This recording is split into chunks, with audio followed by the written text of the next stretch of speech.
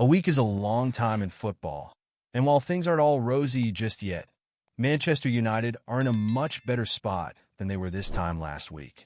Erik ten Hag's side blew Southampton away 3-0 on Saturday, and then utterly dominated Barnsley 7-0 in the League Cup last night, in what could have easily been a banana-skin fixture for the Premier League outfit.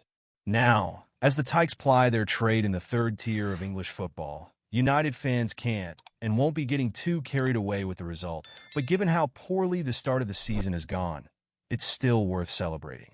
Man Utd. There were a number of good performers on the night who have otherwise been underwhelming so far this season. But with a far more challenging test against Crystal Palace to come on the weekend, Ten Hag must immediately drop one of his goal scorers back to the bench. Antony's game in numbers. Yes, Brazilian winger Antony should be dropped from the starting lineup ahead of this weekend's Premier League clash, despite looking all right against Barnsley. The former Ajax ace was brought into the team last night in place of the exciting Amad Diallo, and to his credit, he did make an impact.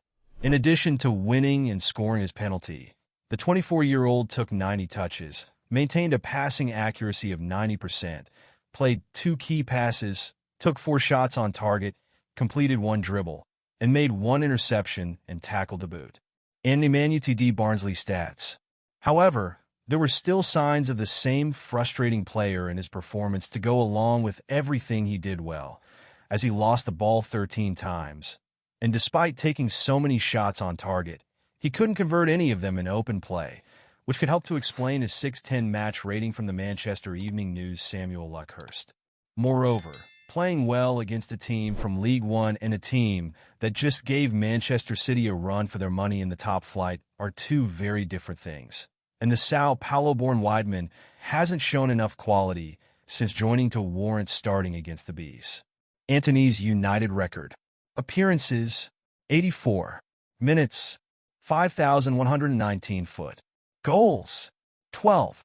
Assists, 5. Goal involvements per match, 0.20.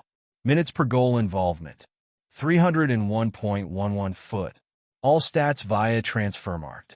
For example, in his 84 games for the club following his £81 million move 2 years ago, the 16-capped international has scored just 12 times and provided 5 assists. This means he's averaged a goal involvement once every 4.94 games, which isn't good enough, and as such, he should be dropped. Who should replace Antony? So, for what is already a must-win game against Crystal Palace on the weekend, if United want to keep pace with their top 4 rivals, Ten Hag should look to bring Marcus Rashford back onto the left wing, move Alejandro Garnacho to the right, and start Joshua Zirkzee as the recognized number 9. Now, starting with the 2 wingers, and after they both scored last night, they've more than earned their place in the lineup and looked far and away United's most dangerous players on the pitch. Moreover, while the Argentine wonderkid has looked good from the first game of the season, the Englishman struggled at first, but with 3 goals in 2 games, he seems to have found some form.